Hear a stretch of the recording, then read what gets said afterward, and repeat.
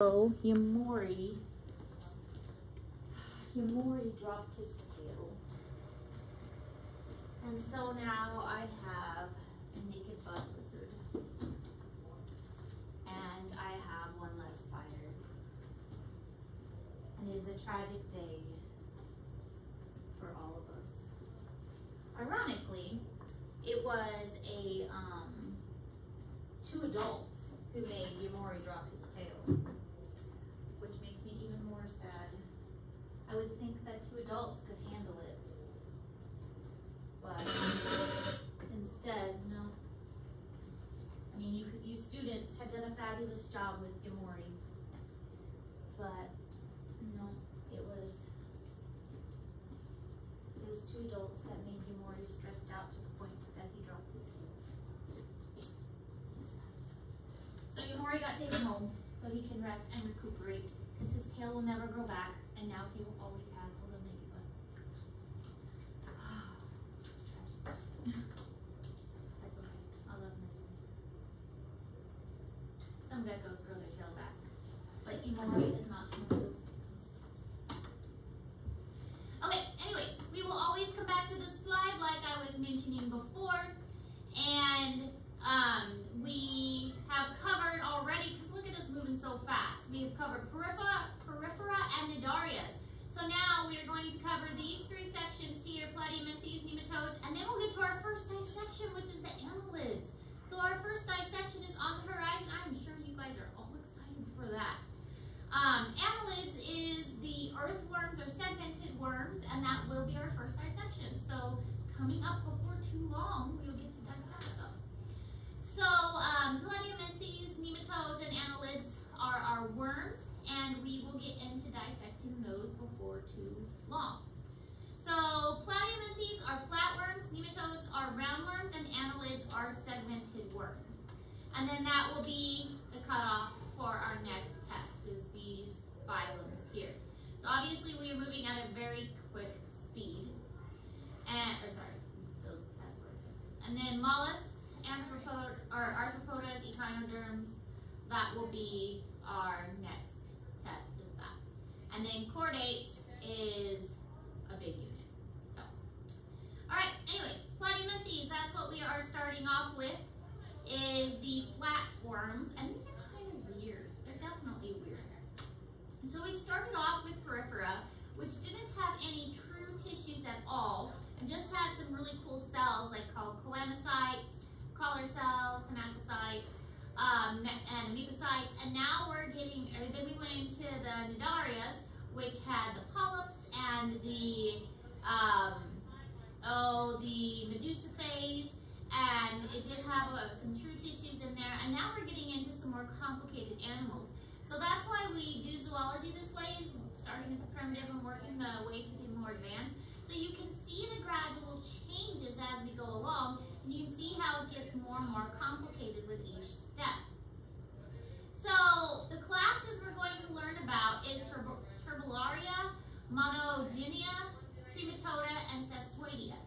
Now, the interesting thing about platyhelminthes and these flatworms are some of them can get a little parasitic. And you'll see this especially with the nematodes. So this is always, I think, an interesting unit because I like to gross you guys out.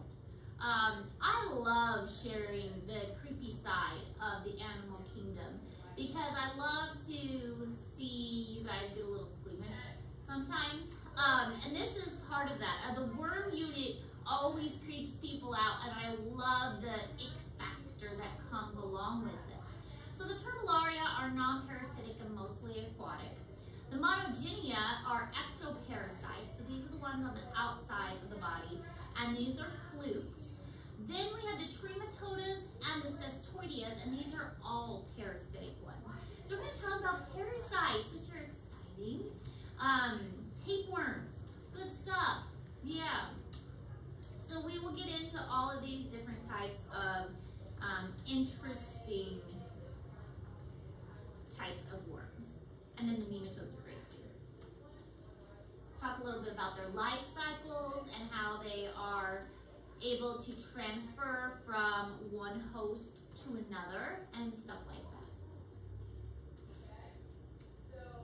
Good times.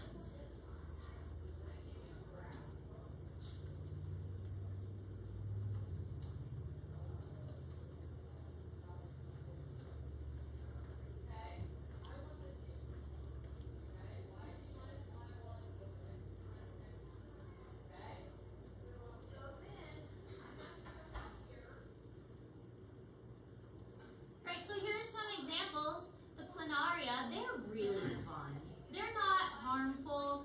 They're just cool little guys that like to swim around. I mean, obviously they're flat. That's why they're called flatworms. And Platyhelminthes, they're all flatworms. And Turbellaria, they're just neat. When I worked in Boonville, they had some really intensive labs that they did with their previous zoology teachers, so I tried them out just because they had kind of a reputation. It's like, oh, the previous zoology teacher did these labs, and I was like, fine, I'll try them. I didn't particularly like them because they were, I don't know, kind of difficult to do, but one of them was they cut planarias up to see how they would regenerate.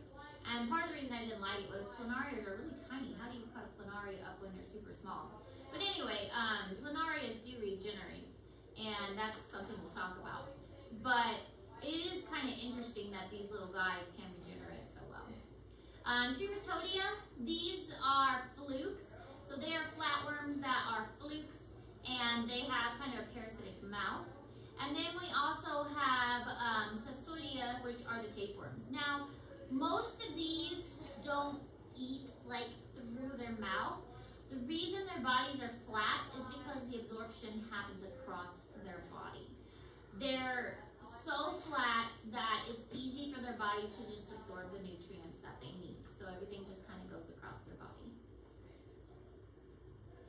So most of the Platyhelminthes is from the Trematoda. So these are the flukes again. Then we've got a good portion that is the tapeworms, some that are the Turbellaria, and a few that are the Monogenia. But most of them are the flukes here. Now, as far as Platyhelminthes in general, they are termed flatworms because they're believed to be the first hunters, which is unique for these guys. They are the first ones to actively seek out and hunt.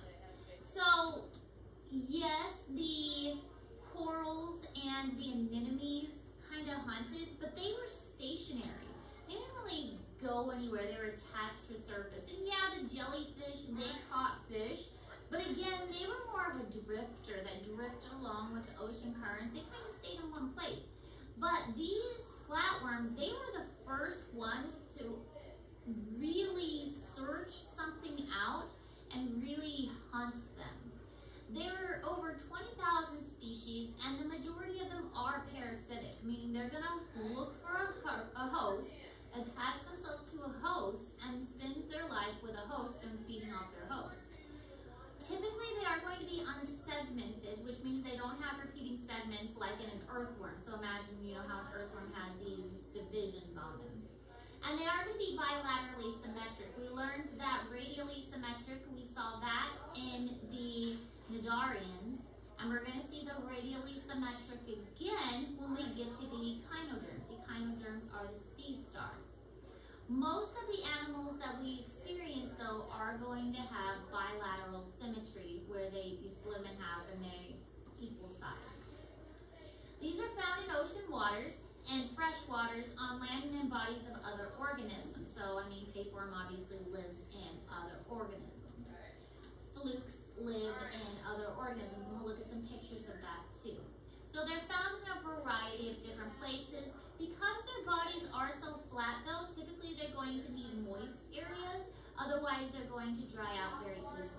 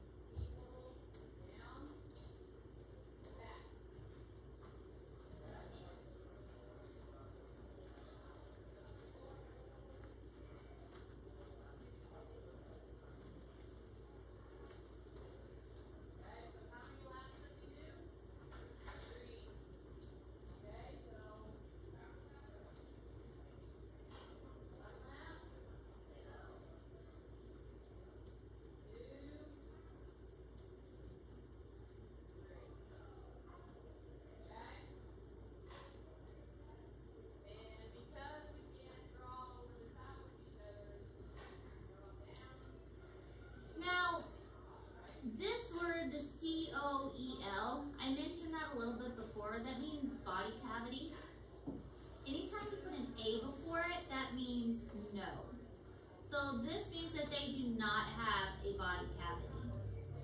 And that's because they're flat again. So they're flattened so much, squished like a pancake, that they don't really have any body cavity to speak of. Again, this is important for them because it allows them to absorb the nutrients straight across their body surface. So they don't really even have true mouths, so to speak, to eat with, because the nutrients go straight across them. I mean, think of a tapeworm, for instance. The tapeworm is super long, and their body kind of drifts down through the intestinal tract, and that is so that the nutrients go right through their body into the, right across the surface into their body. So because they don't really have any specialized circulatory or respiratory organs, none of that. Everything gets across their surface by diffusion. So it's just automatically going across that surface into them, and this, again, just causes them to be really needed to be flattened. They do have a pharynx, and the pharynx can allow them to excrete some things and get some things in for digestion, and that pharynx is kind of just like a one opening area.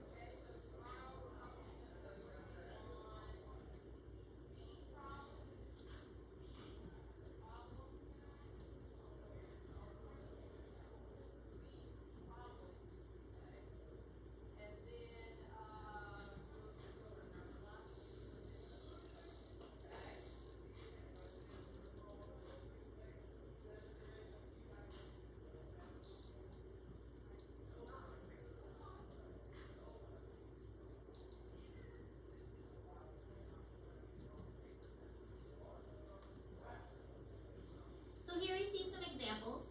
The planaria again, and then we have some ocean ones. These are all turbellaria, and the body system of it is really a lot more complex than what we've seen in the other animals. So they have kind of a central nerve that's developed, and they have some more complex features, but everything is flattened to fit on the inside of just their, simple body, but still more complex than we saw in the sponges or the jellyfish or the corals. They have these eye spots, and these eye spots, it's so funny looking, they look cross-eyed, but they really can't see terribly well. These eye spots basically just sense kind of light or dark, so they can see just like a little tiny bit, but it's more of just a sensation of if something's light or if something's dark. Here's what the flukes look like, and the flukes are the ectoparasites. With the ectoparasites, they're going to attach to an outer surface, so they're exposed to the outside environment. Here's one, this is the gill of a fish, and you can see the fluke here on the outer gill of the fish that is attached. Now the outer gill of a fish would be a great place to attach because there is a lot of vessels here, and it's got a lot of running water that's going over it. So if it's attached to a vessel, it's got a lot of nutrient supply coming from those vessels because it's got so much nutrient flow to that area. And it's just a picture of what they could look like. And here is the other type, another type of fluke, and it shows the life cycle that it could have. Now a lot of these types of parasites could have multiple hosts, so they might need 2 or even 3 types of hosts. In this case, the second host is a snail, and when a snail crawls over it, it kind of gets into the snail and ingests in the snail, and then it come out in the snail's feces or the snail's slime. And when it comes out of the snail, it gets into the dirt, and then as the livestock, whether it's a sheep or a cow, eats it, it gets ingested into the sheep or the cow, and then once they go to the bathroom, it gets back into the grass, and then the cycle repeats itself. Tapeworms are a super common one, and it's said that there are a lot of tapeworms in third world countries where the sanitation isn't very good. Tapeworms are common in people. There was even a fad, 50 years ago or something, people would swallow tapeworms to lose weight. Have you guys heard of that? Yeah? Oh. That way they could eat as much as they wanted and the tapeworm would absorb the food. And, it's so disgusting. And so the head buries itself into the small intestines, and then the body extends down into the intestinal tract. And these little packets are what get released. Each packet contains a bunch of eggs. So all of these little packets are eggs, and this is gonna sound disgusting. When I adopted my cat from the shelter, the cat, two of them actually, had tapeworms, and I didn't know it was tapeworms at first, but when the cat came home, I noticed it looked like little grains of rice, and then I looked closer and it was moving. It was moving on my floor because it was this, and apparently they move, and I didn't know that at first, and then when I freaked out. But thank goodness that humans cannot get cat tapeworms, but I still immediately got the medicine that expels the tapeworm, and it was absolutely disgusting. But there are species-specific tapeworms. So the little packets will come out in feces, and they move around. It's like a little grain of rice that moves. So yeah, that's the reproductive cycle, and it's just filled with eggs. Because that's how it works. Disgusting. But there is medicine that you can take that will kill it and make it release from the intestinal wall. But some people would swallow these. I saw, what was it? Oh, it was like one of those reenactments of an emergency room, like a dramatization, where this person had swallowed a bunch of, he was like a scientist, and he was doing an experiment, and he had swallowed a bunch of tapeworms, and they're like his friends or something. And he came in complaining of stomach pain and stomach upset, and then he admitted to swallowing a bunch of tapeworms. And then once he expelled them, he wanted to keep them, so because they were his friends. He had issues. Don't swallow tapeworms. All right, so they're also the first animal to have a head, which is called a cephalopod. So if you think about it, it's true. Before, with the corals and the anemones and the jellyfish and the sponges, there wasn't a head before. But with these animals, there is a distinct head. Cepha means head, pods means like extension. And so yeah, these are the first ones that have a head. So each step up, we're getting a little more advanced. And they do have 2 eye spots. And again, it senses the intensity of light and kind of the direction, but it can't really see much. They do have a nervous system. The others didn't really have a nervous system before, so they're the first ones to have a very, very simple nervous system. And they have a very simple brain. It's not a brain like anything we have, but it's basically just like a bundle of nerves. And this bundle of nerves represents their very primitive brain, called a neural ganglion.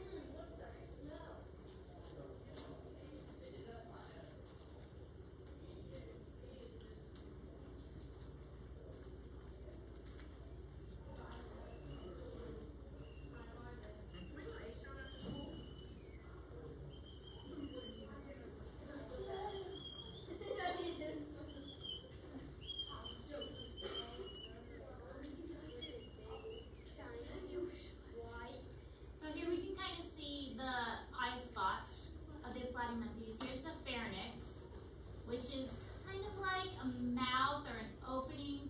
But with the pharynx in a primitive animal like this, things go out and in the same area. So they're excreting things and they're bringing things into that same area. They've got like a nerve system that kind of runs down the side here. So they have some central nerves. And then they have kind of a, it's not even really a respiratory tree, but they have an area where oxygen can be kind of absorbed. And then they have the nerve branches that are running down the side and then kind of crisscross here in the center. So there are two large nerve cords that run down either side and then many transverse ones that make it look like a ladder appearance across their body. A lot of times they do have many cilias or tiny hairs that help them to move. This isn't in all Platyhelminthes, but a lot of them do have those tiny hairs. Their body is often covered in slime, which helps them to move, but also helps them to catch their prey, but also helps to keep them moist, because when you're that flat, like I said, dehydration could be a major problem for them. So they want to keep their body moist and keep that moisture close.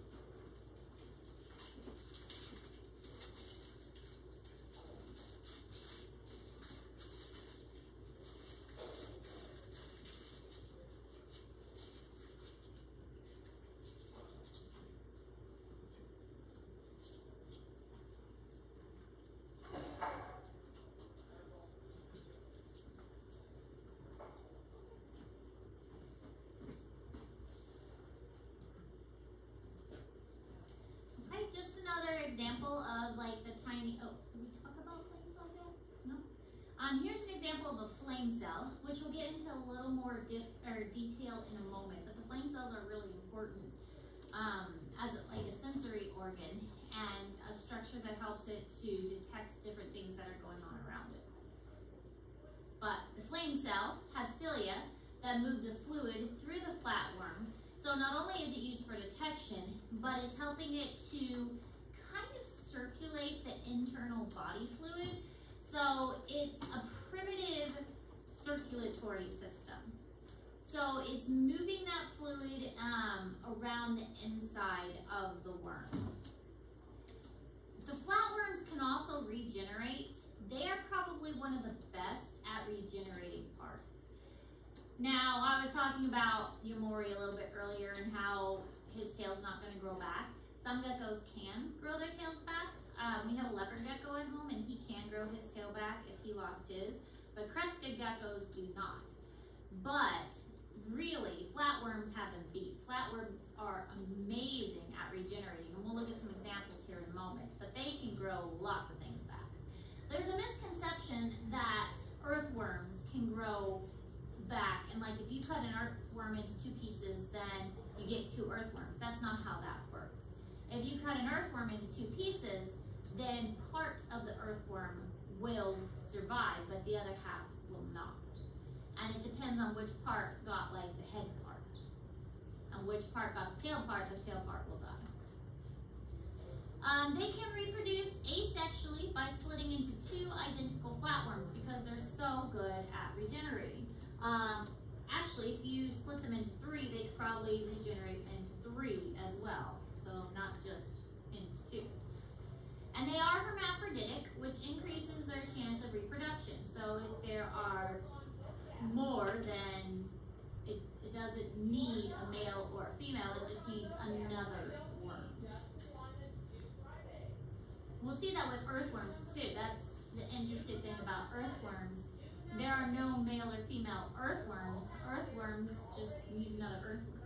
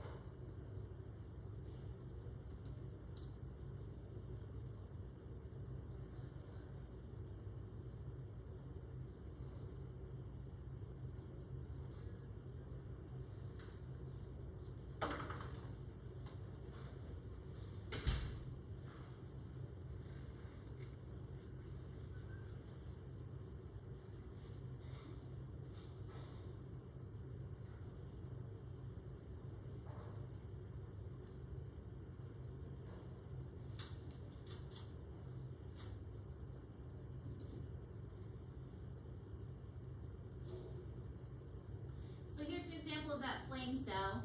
It's got a little cilia, flaps its little flame cell and moves the fluid around inside. There's a lot of those lining the inner portion of the body cavity, which doesn't really have much body cavity, but it moves that fluid around. And then the yellow represents nerves. So here's where it gets cool. Here you have a flatworm, and let's say you chopped its head off. Somehow, the flatworm knows, okay, I'm going to chop my head off. And it grows a tail portion. How does it know not to grow another head? I don't know. But it does, it grows another body. And this one, it chops the middle, you chop the middle, and it grows a head and a tail. How does it know to grow that? And here, you chop this little section off, and it grows another head and a tail. How does it know? How does it know?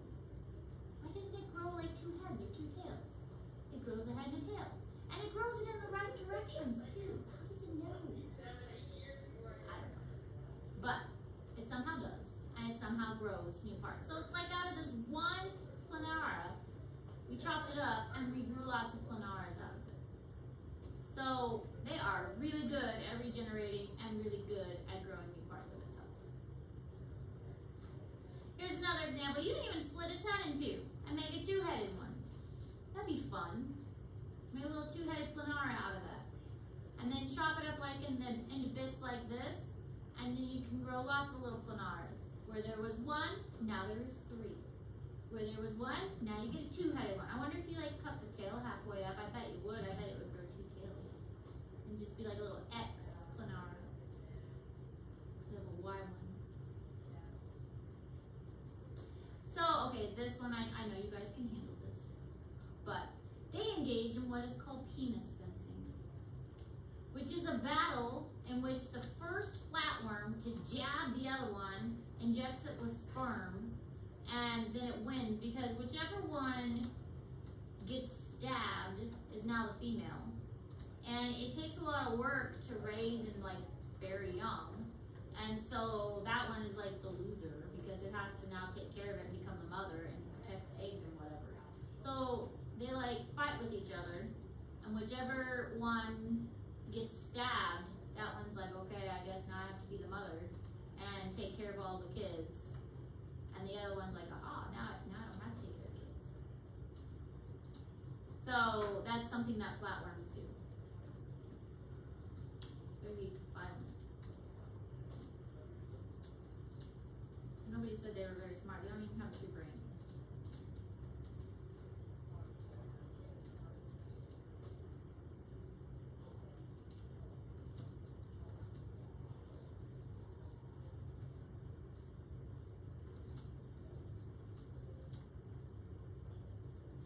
Because remember, they're hermaphroditic, so they have both male and female parts.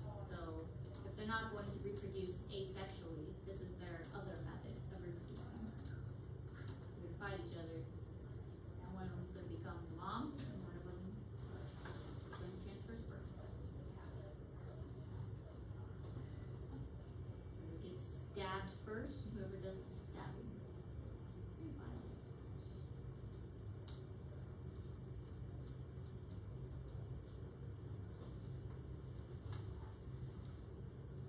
I told my regular zoology class had Haven Samuels in it. This didn't go over well. I can imagine the reaction.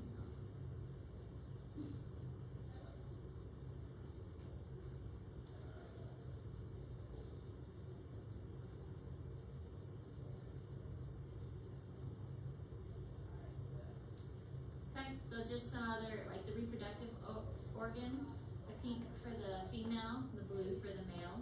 All of this crammed into a little body that doesn't have any body cavity. Okay, so that's all the notes we're taking today. I am not going to give you your new assignment yet. I wanted to give you some more time to work on the choral writing, because I know you didn't have a lot of time to work on that last week because I just kind of sprung that on you. So I will wait a little bit to give you that new assignment.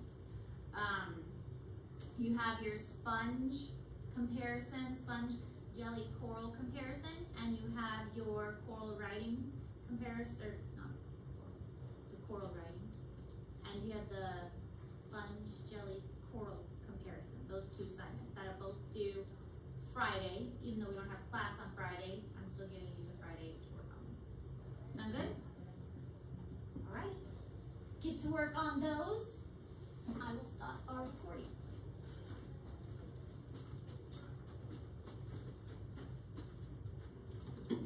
Just wait till we learn about roundworms. They're even worse.